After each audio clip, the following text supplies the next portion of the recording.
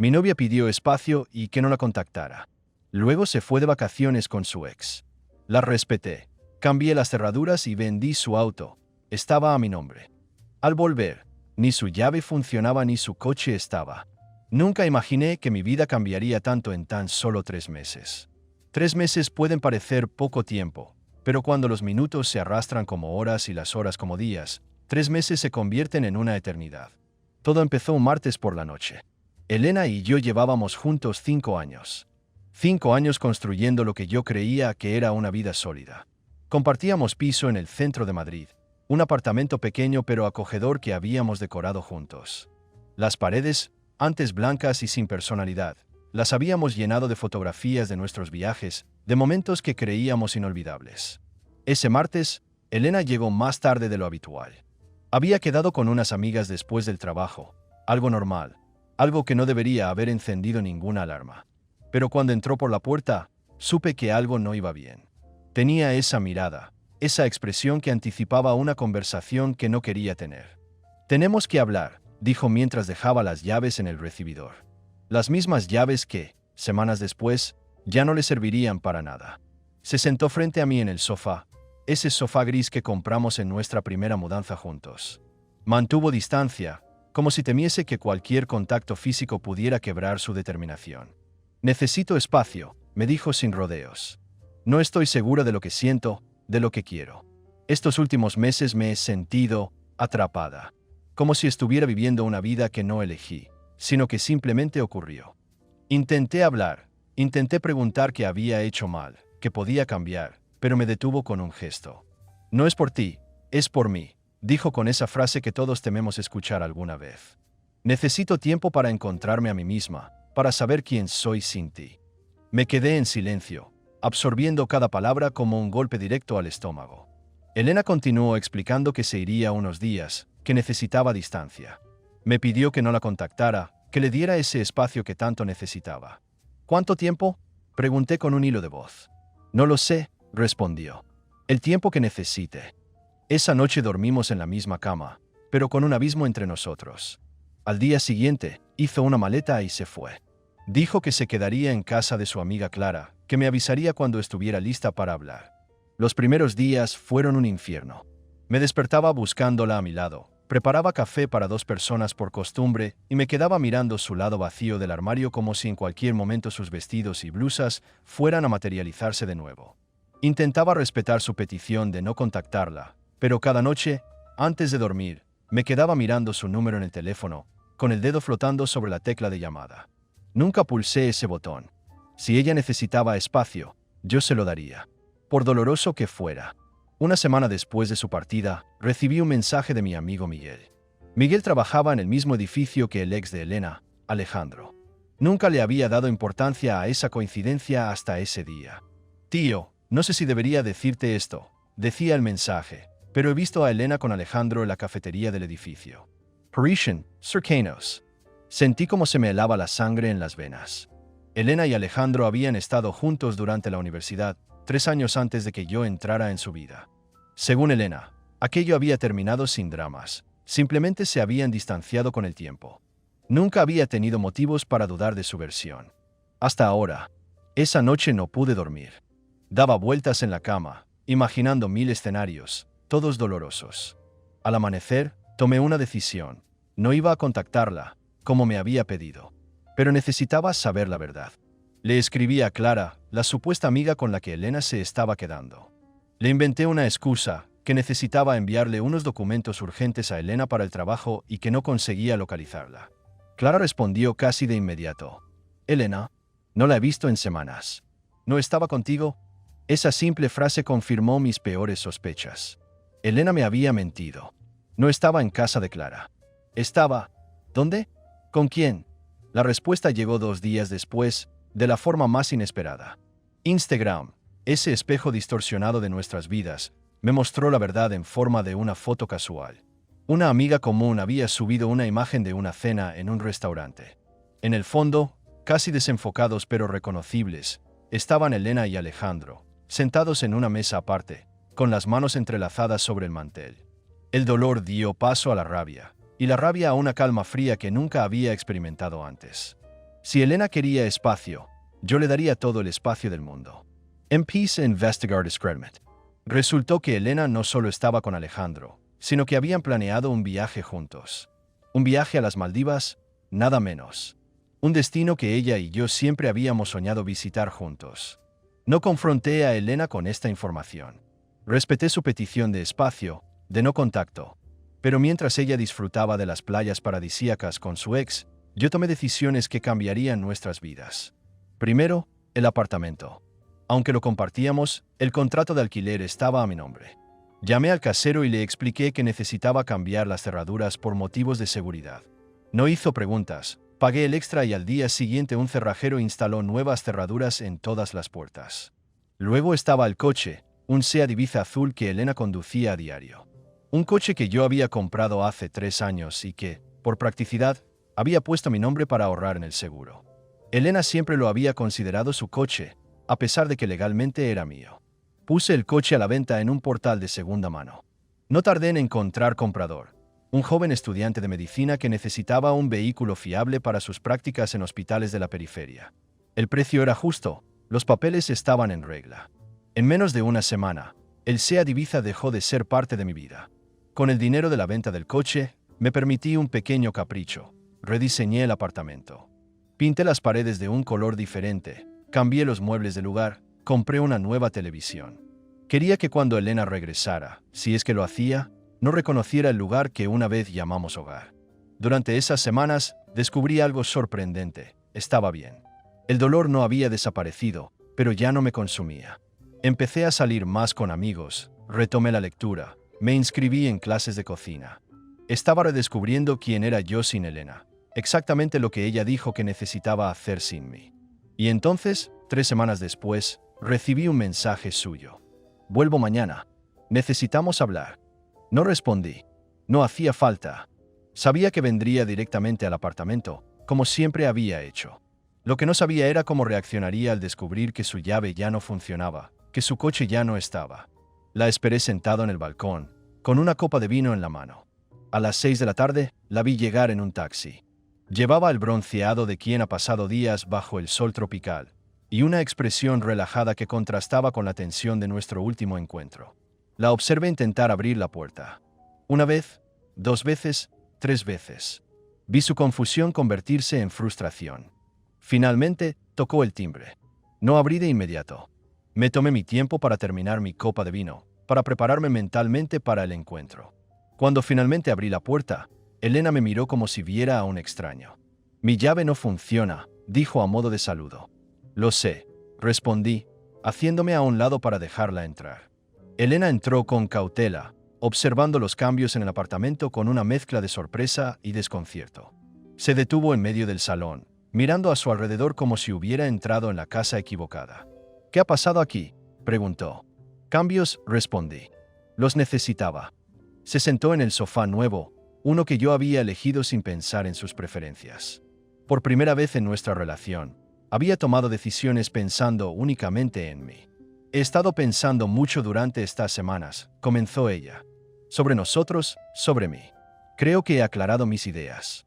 Creo que podríamos intentarlo de nuevo». La miré en silencio, dejando que el peso de su propuesta flotara entre nosotros. Ella continuó hablando, explicando cómo ese tiempo separados le había ayudado a valorar lo que teníamos, a darse cuenta de que me quería en su vida. No mencionó a Alejandro. No mencionó las Maldivas. Era como si esas 3 semanas hubieran transcurrido en una dimensión paralela, una que ella no estaba dispuesta a reconocer. «¿Dónde está mi coche?», preguntó de repente, cambiando de tema. «No lo he visto abajo». «Lo vendí», respondí con calma. «¿Qué? ¿Cómo que lo vendiste?» «Era mi coche», exclamó, levantándose de un salto. «No, Elena. Era mi coche. Estaba a mi nombre. Pero yo lo usaba. Habíamos acordado que era mío. También habíamos acordado muchas otras cosas», dije, «como la sinceridad, el respeto. Acuerdos que tú rompiste primero». Vi cómo la comprensión se dibujaba lentamente en su rostro. No hizo falta decir más. Sabía que yo sabía dónde y con quién había estado. «No es lo que piensas», intentó explicar. «Alejandro y yo solo somos amigos. Necesitaba hablar con alguien que me conociera desde antes, alguien que pudiera ayudarme a aclarar mis sentimientos. ¿Y era necesario aclarar tus sentimientos en las Maldivas?, pregunté. Mi tono no era acusatorio, sino genuinamente curioso. Elena se quedó sin palabras. Se hundió de nuevo en el sofá, con la mirada fija en el suelo. No planeaba ir con él, dijo finalmente. Surgió de repente. Me ofreció acompañarle, ya que tenía el viaje reservado desde hace meses y su acompañante había cancelado. Fue un impulso. Como pedirme espacio y luego irte con tu ex, respondí. Otro impulso. Te pedí espacio porque realmente lo necesitaba, se defendió. No sabía que acabaría yendo con Alejandro. No planeé engañarte. ¿Y qué pasó en las Maldivas, Elena? Aclaraste tus sentimientos entre piña colada y piña colada. Ella guardó silencio durante un largo momento. Luego, con voz apenas audible, confesó. Me acosté con él. Pero fue un error. Me di cuenta de que no sentía lo mismo, de que lo nuestro era especial. Asentí lentamente, asimilando su confesión. En cierto modo, ya lo sabía. Lo había sabido desde que vi esa foto en Instagram. ¿Y ahora qué?, preguntó ella, mirándome con ojos suplicantes. ¿Podemos intentar arreglarlo? He cometido un error terrible, lo sé. Pero te quiero. Siempre te he querido. No, Elena, respondí con una tranquilidad que sorprendió a ambos. No podemos arreglarlo. Porque no está roto. Simplemente ya no existe.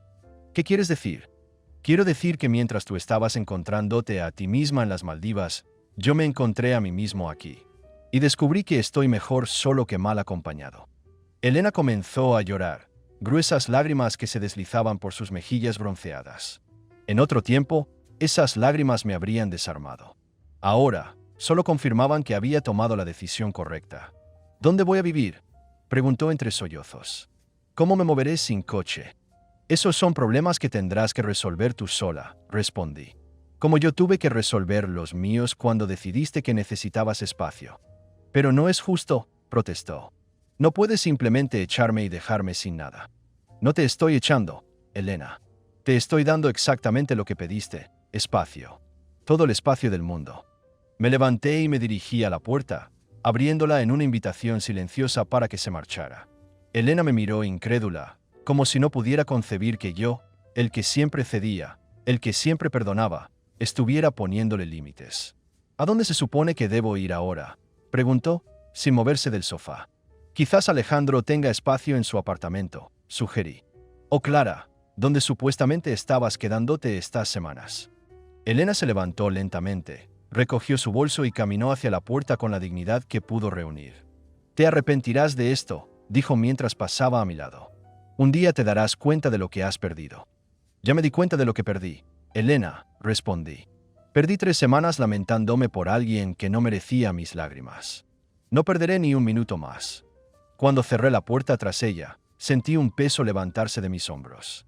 No era felicidad, no exactamente. Era algo más profundo, más duradero, paz. Esa noche dormí mejor de lo que había dormido en meses. Sin pesadillas, sin despertarme buscándola a mi lado. Simplemente descanso. A la mañana siguiente, Elena llamó al timbre. No respondí. Volvió a llamar al mediodía y de nuevo por la tarde. Finalmente, recibí un mensaje suyo. Por favor, necesito recoger mis cosas. No puedo quedarme en casa de Clara para siempre. Le respondí fijando una hora al día siguiente. Sería civilizado, le permitiría recoger sus pertenencias. No era un monstruo, después de todo. Cuando llegó, la recibí con cortesía distante. Había empaquetado la mayoría de sus cosas en cajas, etiquetadas y organizadas. Elena pareció sorprendida por el gesto. Gracias, dijo mientras revisaba las cajas. No esperaba que fueras tan considerado después de todo. No lo hice por ti, respondí honestamente. Lo hice por mí. Necesitaba cerrar este capítulo de la forma más limpia posible. Elena asintió, sin mirarme a los ojos. Mientras comprobaba que todas sus pertenencias estuvieran allí, me hizo la pregunta que probablemente había estado rondando su mente desde el día anterior. ¿De verdad vendiste mi coche? No era solo algo que dijiste para hacerme daño. Lo vendí, confirmé. A un estudiante de medicina. Parecía un buen chico, lo cuidará bien. Pero era mi coche, insistió, su voz quebrándose ligeramente. Lo usaba para ir al trabajo, para visitar a mi familia. Era mi coche legalmente, repetí. Y vendí lo que era mío, igual que tú desechaste lo que era tuyo, nuestra relación. Elena no respondió. Continuó revisando sus pertenencias en silencio. Cuando terminó, me miró con una mezcla de tristeza y resignación. Nunca pensé que acabaríamos así, dijo. Yo tampoco, admití. Pero las personas cambian, las circunstancias cambian. Y a veces, lo mejor que puedes hacer es adaptarte a esos cambios. Elena cargó las últimas cajas en el taxi que la esperaba abajo. Antes de irse, se detuvo en la puerta y me miró una última vez. ¿Crees que algún día podrás perdonarme?, preguntó. Consideré su pregunta durante un momento. No quería mentirle, no ahora que por fin estábamos siendo honestos el uno con el otro. Ya te he perdonado, Elena, dije finalmente. El perdón era necesario para poder seguir adelante. Pero el perdón no significa reconciliación. Algunos puentes, una vez quemados, no pueden reconstruirse. Asintió lentamente, como asimilando mis palabras. Luego, sin decir nada más, se fue. Han pasado 6 meses desde aquel día. A veces me pregunto cómo le estará yendo a Elena, si habrá encontrado un nuevo apartamento, un nuevo coche, una nueva vida. Pero esas preguntas ya no me mantienen despierto por la noche. He aprendido que respetar los límites de los demás comienza por respetarse a uno mismo. Que a veces, dar espacio significa crear distancia permanente. Y que, en ocasiones, las mejores decisiones son las que tomamos cuando estamos solos, enfrentándonos a nuestras verdades más incómodas. Elena me pidió espacio y que no la contactara. Yo respeté su petición a mi manera, cambiando las cerraduras y vendiendo su auto. Cuando volvió, ni su llave funcionaba ni su coche estaba. No era venganza, era autopreservación. Ahora, mi apartamento tiene nuevos colores, nuevos muebles, nueva energía. Y yo tengo una nueva perspectiva sobre lo que significa el respeto, el amor propio y la dignidad. A veces, las pérdidas más dolorosas nos llevan a los descubrimientos más valiosos. Y si hay algo que he descubierto en estos meses es que el verdadero espacio, el que todos necesitamos, no está en la distancia física o emocional que ponemos entre nosotros y los demás. Está en el lugar que creamos dentro de nosotros mismos para crecer, para sanar, para aprender a estar completos por nuestra cuenta. Elena quería espacio para encontrarse a sí misma. Yo encontré el espacio para redescubrirme. Y en ese proceso, ambos perdimos algo que creíamos valioso, pero que en realidad ya estaba roto mucho antes de que ella hiciera sus maletas. Dicen que el tiempo lo cura todo. No estoy seguro de que sea cierto. Algunas heridas nunca cierran completamente. Simplemente aprendemos a vivir con ellas. Lo que sí sé es que el tiempo nos da perspectiva, nos permite ver patrones que antes estaban ocultos, reconocer verdades que nos negábamos a aceptar. La verdad es que nuestra relación estaba condenada mucho antes de aquella noche de martes. La verdad es que ambos nos habíamos quedado por comodidad, por miedo a lo desconocido, por la inercia de 5 años compartidos. En cierto modo, debería agradecer a Elena por tener el valor de romper ese ciclo, aunque lo hiciera de la peor manera posible.